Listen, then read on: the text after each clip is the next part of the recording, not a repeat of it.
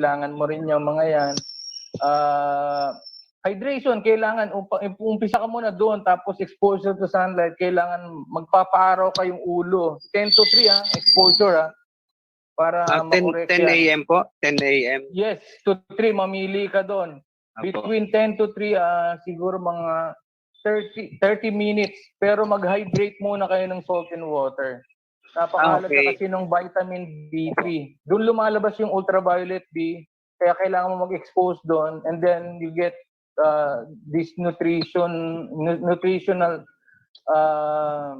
food like yung mga lato na nabanggit ko, banana, para magkaroon ng gumawa ng melatonin yung